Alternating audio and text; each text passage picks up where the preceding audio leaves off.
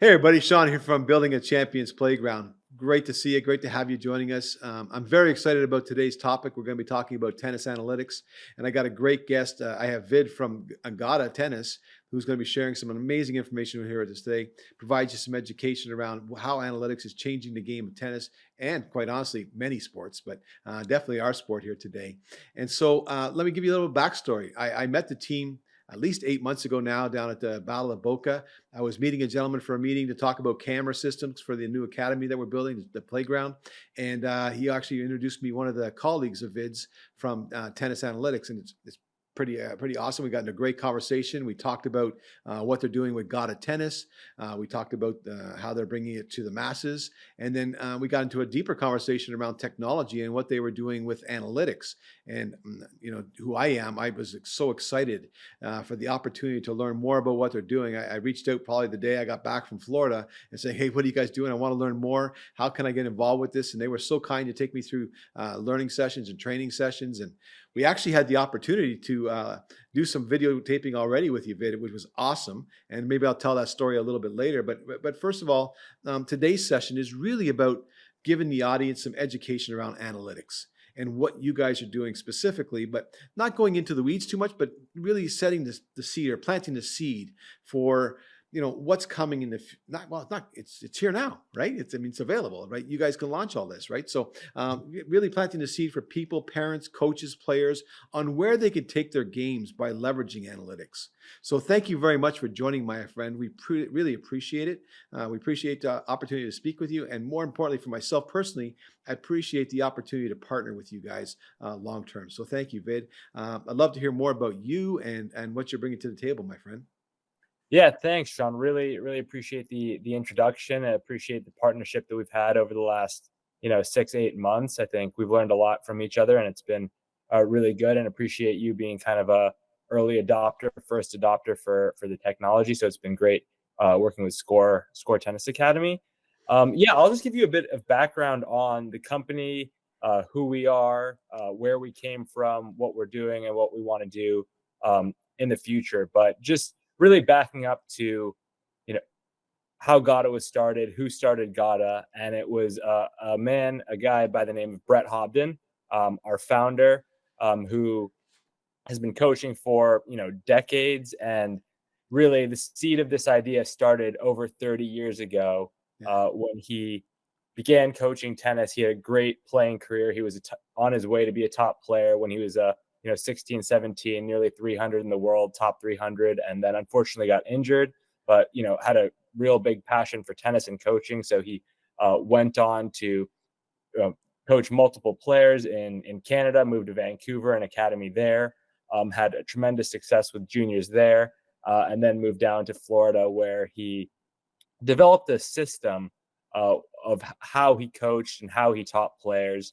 And he used this system with everyone he coached, nearly, whether they were kind of your average junior all the way through some of the world-class players that he coached, including Tommy Haas, who he coached for several years when he was about a teenager. But it was a very system based on a methodology, and it was something he applied on the court for several years, several decades. And yeah, it's been a while now. It's been a long time. Yeah, it's been a long time. So essentially, I mean, as he saw technology evolving, he had the idea. He's like, I really want to bring this to anyone and everyone that would want to take advantage of it.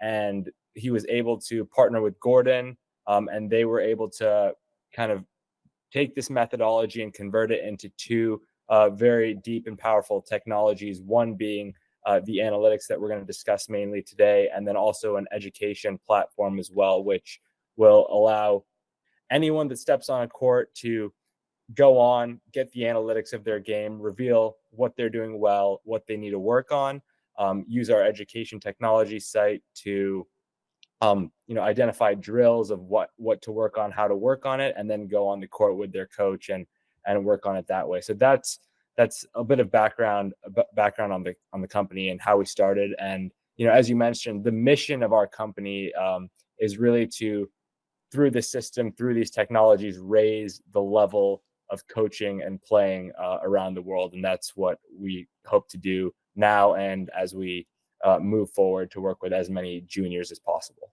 That's awesome. And I know when I first met Gordon down in Florida, he was talking about the on court system, right? Not the analytics, but the on court system. And he was like, "Yeah, there's like 3,585 different combinations." And I'm like, "Whoa!" And I told my son, because we work with Heath Waters in his A system, and it's very pretty, everything's short. So but at first you're like overwhelmed, like 3,500 or whatever the number was, a big number, right? And I got back and I showed my son, who played at the futures level, and he goes, "Whoa, that's overwhelming." And then I got a hold of it. And I was like, wow, this is not overwhelming, because as a coach, I can break it down to exactly what I want. If a student's struggling with XYZ, I can very quickly go to XYZ and provide them with drills, a couple combinations of potential solutions, right? And visually show it to them, right? So they can see it and oh, that's what the pros do. Oh, okay, I got that. And now I can break it down from a technology perspective, but unbelievable. So at first it was overwhelming, but then I'm like, oh, this is awesome. Like, so you just so people know, you got to get into the system and really see it and touch it and play with it and leverage it with your students. It's amazing. So, I like to really take a step back, and it was wonderful to hear about the two components, but I really want to talk about analytics, right? And how are they affecting modern tennis? What are they doing when it comes to modern tennis? And what are you seeing analytics, or how do you see analytics transforming player development?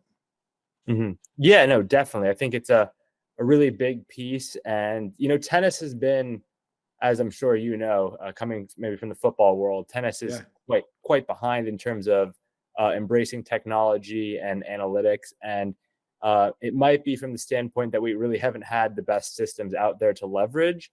And sometimes, that results in more of, analysis paralysis, as opposed to really understanding what needs to be done and isolating the correct situation in terms of what needs to be worked on for a player. But really, if you think about tennis, really the game has evolved so much over the last couple of decades. We're not using wooden rackets anymore. Players are We're far not? more, far more athletic than they were. The racket technology has gotten to a point where it allows players to do a lot on the court, even players at the junior level, not just kind of the top guys in the world. So what that makes for is a variety of situations occurring on the court.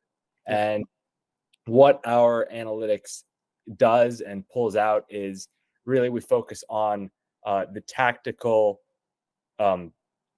components of the game, what's happening, and decision making based on those tactical situations that a player is in. And when there's so many of them, what analytics does, it allows us to isolate those tactical situations, identify which tactical situations a player is executing well, which they might not be executing so well, and then be able to go in and work on that specifically. So that's kind of our approach, is a tactical first mindset in terms of identifying what's happening on the court. And then additionally, it also bleeds over into technique, because as we all know, every tactical situation on the court is going to call for a slight modification of technique. So what we like to say is you have to adopt technical solutions to tactical situations. So by identifying a tactical solution or tactical situation where you may not be excelling,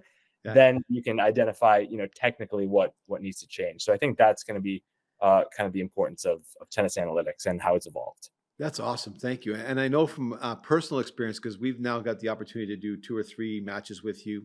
And one was with a young player I had down playing that same Battle of Boca a couple months later.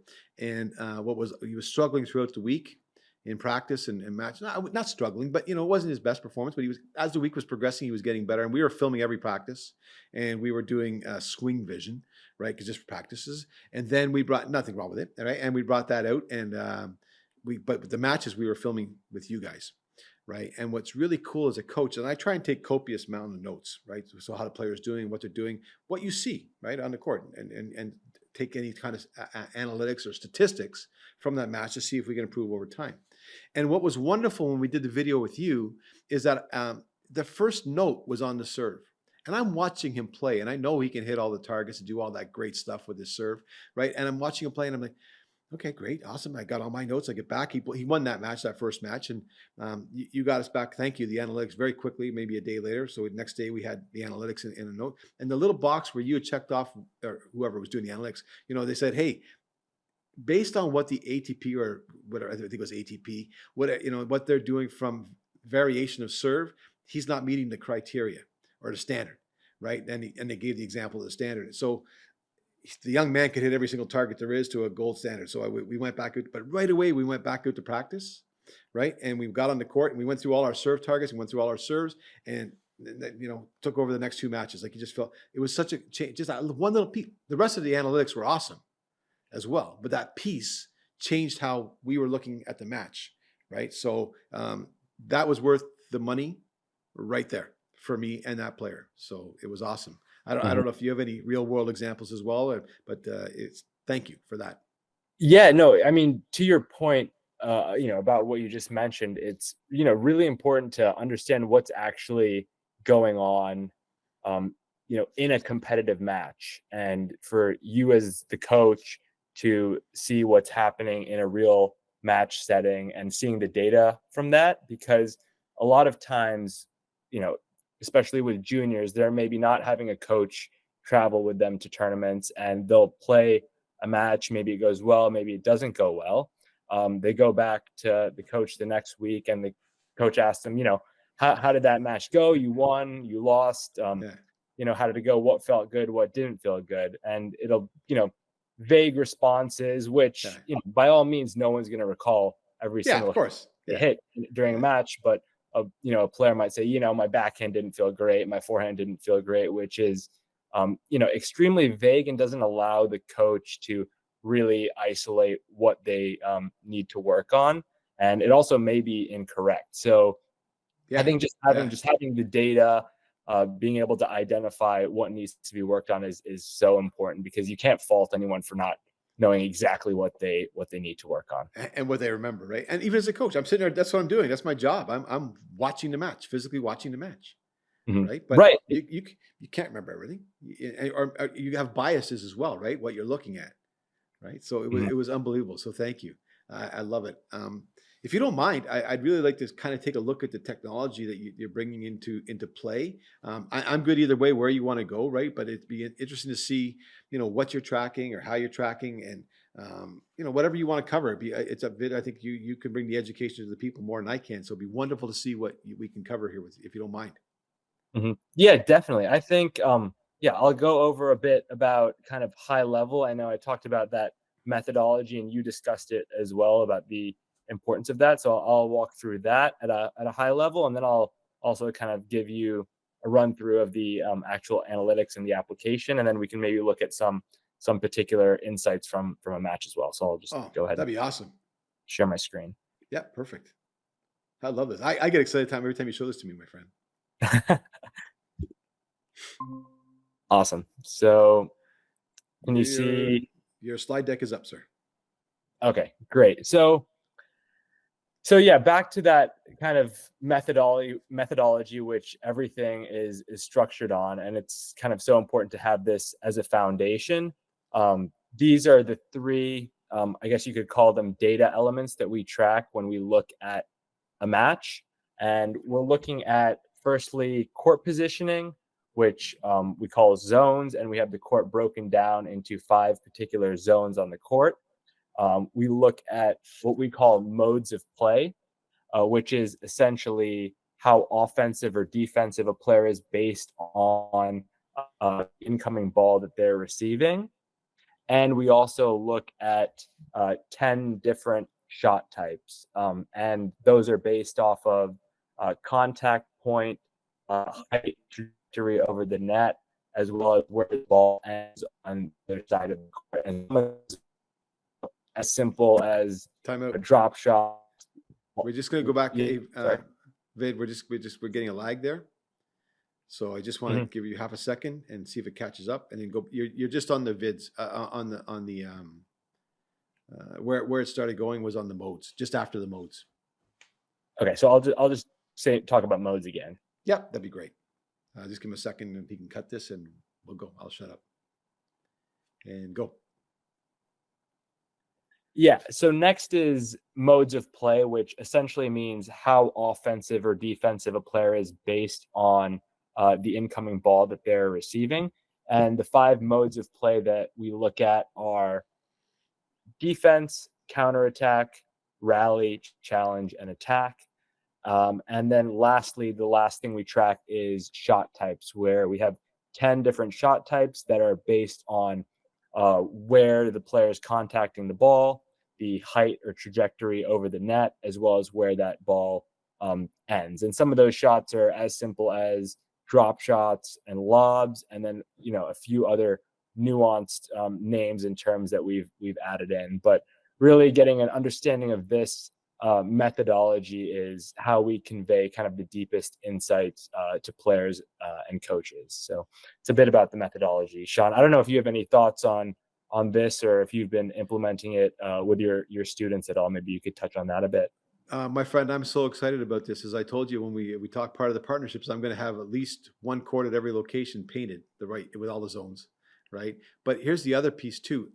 We leverage a great system, but what I love about intertwining the two is the ability to give the kids from, I think Brent called it, the up and down and the dipper, and it gave them a clear understanding of what they were trying to accomplish.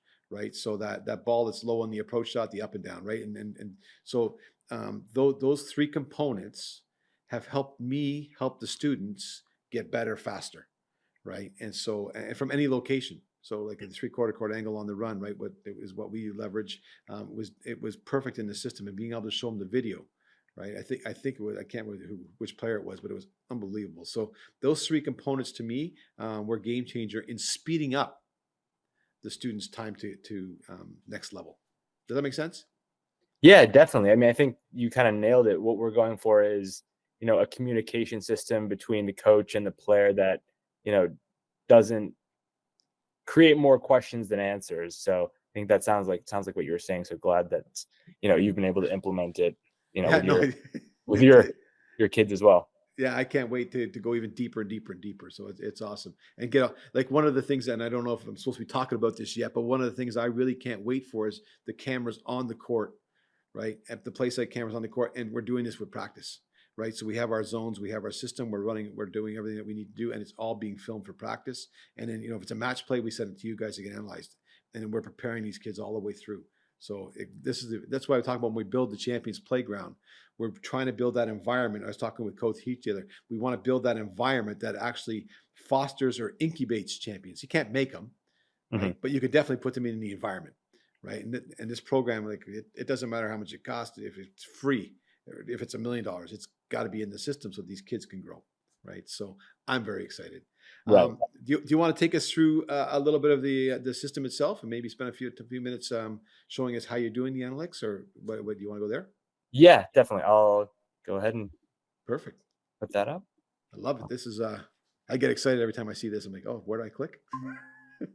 And to your point about cameras on the court, we're hoping that in the near future, every court everywhere has a camera on it, so everyone can get access to this.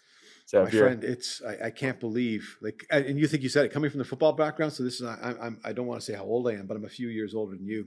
And we grew up with film. I mean, Monday or Sunday night or Monday, you were in the film room from a kid, like like how tennis was not at that point when I came into coaching 15 years ago. It's still not there, right? Overall, masses, right?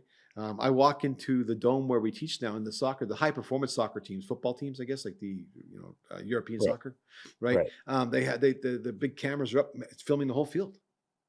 Like it's just and tennis has to jump on this. Right. Exactly. So yeah, hopefully if there's any club owners out there, call me. Please take note. Thank you. Yeah.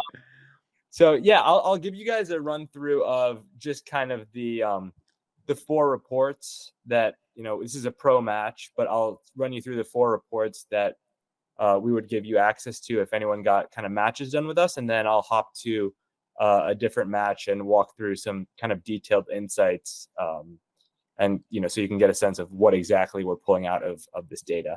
Awesome. But as you can see here, the 4 reports are the overview, detail, shot location, and numeric stats. And I'll just briefly kind of run you through each one from the highest level and to the most detailed. So the first one being numeric stats. This is kind of what you would expect, what you could get from, you see these pro stats and so on, but it'll give you kind of a high level look at everything.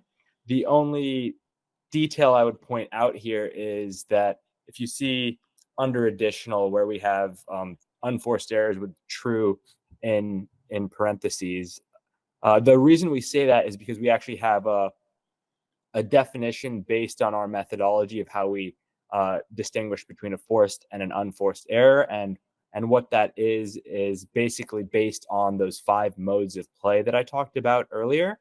So if a player is in the counterattack or defensive mode of play and they miss a shot, we'll categorize that as a forced error. Whereas if they're in the rally, challenge, or attack mode of play, then we'll categorize it as an unforced error. So that's one kind of difference I'd point out there.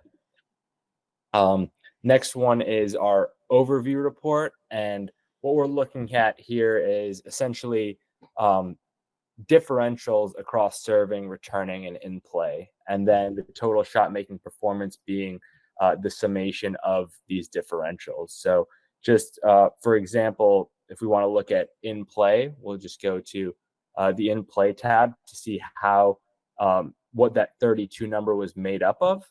And we'll be able to see that the player had 38 winners and unreturnables, 17 forcing shots, and 23 unforced errors. So this gives you a good sense of, at a high level, how was the player performing across serving, returning, and in play. The next report is the detail report. And here, as the name says, we get into a little bit more detail, but essentially we're looking at the same metric that we were looking at in the previous report in terms of differential. We can just get more detailed on what we want to look at. So for example, if you want to see how your player was performing in zone 4 in that baseline area, you can come here and get a sense of that. If you want to see how they were performing based on a particular mode of play, we can look at that. So let's say we want to see how they were performing in neutral exchanges. We can go into the rally mode of play and get a little bit more understanding on that, and so on and so forth. But Sean, I guess you've used the system. So before I go into the last report, anything to add to this? No, the detail was unbelievable, and it allowed me to really very quickly identify where my player was potentially struggling and also being successful, right? So it gave me both. The information was just perfect for what I was looking for when it comes to, especially when it was with the gentleman down in Florida, the Boca tournaments, and it was so quick for us to go through and identify components that we wanted to go work on. I talked about the serve, but there was more stuff that went into the practice court and leveraged. Mm-hmm. Yeah, exactly. So the last report and kind of the most detailed is the shot location report. And this is where you can see here we're looking at serving first, but it'll allow you to filter to anything you would want to see. So for example, maybe you want to see just generally, where was I serving? Where was my player serving? You can look at that. You can isolate if you want to just see forcing serves and aces, you can do that. And then we have additional filters down here where you can break it down by spin, first serve, second serve, kind of pressure points, and so on and so forth. So the filters allow you to isolate any situation you want. And I think the most important piece of all this is that you can play the video back once you filter down to any situation. So for example, we're looking at, forcing serves and aces, we'll say at all times. And if we want to look at, serves on the deuce side that were slice serves, then we'd be able to isolate those and watch all of these back in sequence of them happening.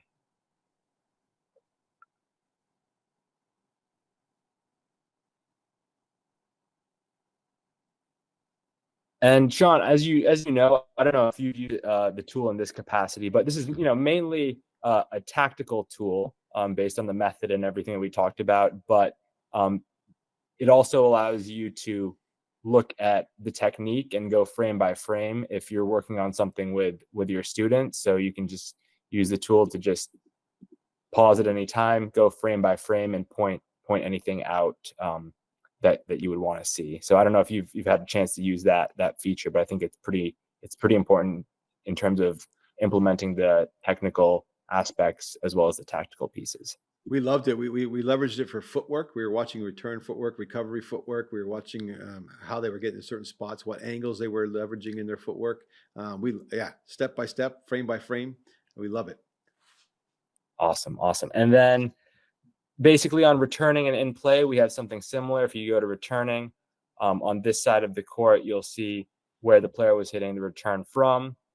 Here, you'll be able to see where those shots were landing, and similar to what I talked about before, you can kind of filter down to anything you want to see and look at directions and so on and so forth. So I think you guys get a sense of how it works. The last thing I'll point out is, there's a lot of information here, a lot of data, and maybe you want to look through it, maybe you don't, but we also provide what we call insights, where if you go here, it'll be kind of preloaded insights in terms of what we think you should look at or consider. And if you select anything, there'll be a note, you can select it, and it'll take you to that particular insight. And then you can watch the video back, and you can add your own, delete stuff, and so on. So it makes it a fun kind of interactive tool. Yeah, that was a really cool part, especially that first one. I think the first one was serves, and it came up with that. Hey, not enough variation, buddy. So right away we went to work on it. It was awesome, and we did look at the video, right? So it was very clear cut. We're like, you're right? Everything was sliced body or flat body or body, and went back out and worked on it and hit all our targets. So that was awesome. I think this is a wonderful first step for everybody who's going to get to see this podcast. Is there anything that you would like to cover more in it, or we have a few more minutes, so we have time? Otherwise, I would really love for people to figure out how they can get in touch with you, and how they can get access to the software or the system or both. Mm-hmm. Yeah, I mean, I would like to show one more match with a couple insights that I could run through quickly, if that's all right with you. Of course. Awesome. So I knew we had time. I'm like, what? There's something going on. We have time left. Awesome. So I'll just bring up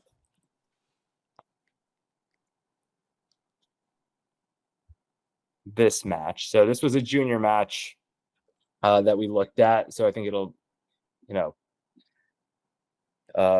will be able to relate to it a little bit. But I'll just run through. I'm not going to go through everything in detail. I'll just run through kind of the insights that we got from this match fairly quickly. But as you can see, we'll look at serving first. And if we're looking at the deuce side first, we'll see that, the serving was fairly concentrated in the middle of the box, whether we want to look at first serve or second serve much more so. But even on the first serve, it was quite concentrated in the middle of the box on the deuce side. On the ad side, however, it was, fairly more spread out on the first serve and also on the second serve. So what that might mean here is that this player was, more comfortable moving the ball around on the ad side, and, serve variety may be something they need to work on the deuce side. So there's an insight we can get out of serving right there. If we want to look at returning, we'll be able to see that if we're looking at just the player's forced errors, we'll be able to see that a large percentage of them were on the backhand side. So that would be something that you want to look at in terms of, what the player was doing, how they were returning. And if we want to look at where those returns were being missed, we'll see that mostly kind of in the net and also out wide from the deuce side, meaning that the player was likely late on the ball. And also there maybe the more shots in the net, they weren't kind of giving themselves enough margin. So that's kind of what you can see right off the bat there. So another area where they may need to work on backhand returns and taking it early and giving themselves more margin. That's the returning piece. We'll look at the in-play piece here. And if we look at different modes of play that I talked about earlier. So if we look at the counterattack and defense mode of play, you'll see we like to look at the court horizontally in terms of zones, but we also like to look at the court in terms of runways as well. ABC on the deuce and ABC on the ad. You'll be able to see that, this player in runway B and C on the deuce side in zone 4 and 5, when they were counterattacking and defending, they were missing much more, or they're struggling a little bit. Yeah, struggling. Yeah. Struggling. Yeah. Their differential was fairly negative. So, that was an area that we pointed out to their coach that could be something to work on. And similar to the returns, it looked like, based on where the ball was landing, it looks like the player was kind of contacting the ball a little bit late. So that would be kind of an insight on what to work on based on in play. And it's funny because I was walking this player's coach through this match, and he said, all right, you're pointing out all these things that he needs to work on, but he won the match so easily. So why did he win the match? You're just telling me everything he did wrong. Why did he win the match? So if we look in more detail, if we look at when he's in the rally mode of play, so when he's in a neutral exchange, we'll see that his differential there was quite significant in terms of winning points versus losing points. And you'll see those gray circles mean he won the point. The gray circles with the green line means he won the point where his opponent hit an unforced error. And there's quite a few of those, meaning that we could conclude from this that, his neutral ball was more effective, and maybe his opponent couldn't quite handle it, as much as he could. So he was winning more on those neutral exchanges with a much higher differential.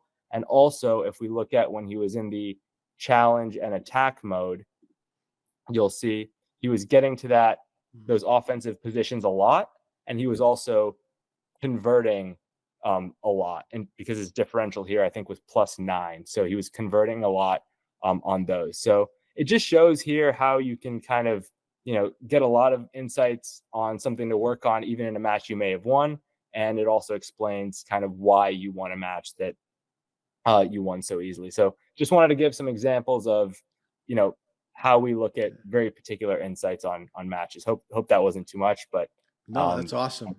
I think if you're a coach, player, or parents listening to this, you're like, wow, I need this data, right? Or maybe you don't, but I think it's a huge advantage to have the data and have the insights you talk about to allow that player to, again, they're sitting in their egg. We're trying to grow them, right? And we want them to hatch and be healthy and baby chicks. And this just provides them the nutrients to allow them to get to that, henhood, right. Get them there, right? So unbelievable information. And I think also, I know at the pro level, like this has got to be just a game changer for them. Like when they can look at analytics, because you must have data that comes in from everywhere, right? So to be able to compare what's going on, what's happening at the junior level, at least here in Canada, you don't get to, have your opponent's information or see their film all the time and have that comparison. So you kind of just build your own game. At least I build a game plan based on our system, right? That our player can master, right? But as you get older and you can start pulling analytics in from your opponents, wow. I don't know if that's possible with this now, but it looks like it, right? So cool. Yeah, you nailed it. That's exactly what we do for pros, right? We started with the pros because we wanted to say if we can help these guys out, the best in the world, we really believe that we can help anyone. And that's the great thing about the system. It's like I said, it applies to top guys in the world. It applies to juniors. And, we work with players on the player development piece. We work on the opponent scouting piece, and we work in very different ways. We work sometimes most of the time directly with the coach, helping them help their player. And on occasion, sometimes, players without even coaches will work directly with them to help them, game plan, understand what to work on, and so on. And we've, with our pro players, we've had a lot of success. Every pro player we've worked with has increased significantly in the rankings. I have some numbers here. I'll just run down the list. One player went from 340 to top 50. A player went from 500 to top 300, 65 to top 10, 67 to 38, and 220 to around 110. So everyone we've worked with has increased their ranking. And also in terms of kind of titles that's come with this is we've had clients win at the ITF, men's level, ITF women's level, challenger level titles, ATP titles, WTA titles, and also Grand Slam titles. So, it's helping everyone. There's a big one at the end, right? the Grand Slam titles. It's helping people across all levels. So I think that's the point. Yeah, no, that's awesome. And listen, for me, myself personally, I can't wait till the whole thing is in place a year from now as we're up and running, maybe even this summer with the outdoor courts. That's going to be exciting. But in the meantime, listen, I'm all about providing, if a student down the street from me who's not taking me can get better and become better because of information they got here, great. That's awesome, right? So how do people get a hold of you? How do you want them to reach you? What's the best method, my friend? Right. Yeah. So, one of the big reasons of doing this podcast is, we are starting to help junior players. That's, this service is available to you, anyone that wants it. And you can go to www.gadatennis.com. You can, book a demo, learn more about what we do, get in touch with us that way. You can email me. It's vid@gadatennis.com if you want to go directly to me. So those are kind of the ways to get in touch and learn about packages and what we provide and how we provide it to junior players now. Awesome. And I'll make sure that's in the comment box at the bottom once we get this up on YouTube. So it's there for you as well. And people they don't have to remember where it is. They can just go right there. So listen, my friend, thank you so much for joining us today. I appreciate it. I think the insights and the information that you guys are providing to players around the world is going to be game changing. I can't wait to help get more players on this, to not only to help you guys, but help the players. It's exciting times. So thank you so much, my friend. And hopefully we can do this again and have another conversation around analytics and as we get more involved here at the Academy. Yeah, no, thank you so much, Sean. Thanks for having us on. Appreciate the partnership. And, thanks again for being an early adopter of the methodology, the technology, and giving us the platform. And yeah, we'll definitely do this again and figure out some more fun stuff to do together. Like just educate the public. Let's go. I love it, buddy. Exactly. Thank you so much, my friend. And I love what Gordon says. You got a minute, and thank you for the minute that you spent with us here today. Of course. Thank you, Sean. Appreciate it. Thanks, buddy. Be great.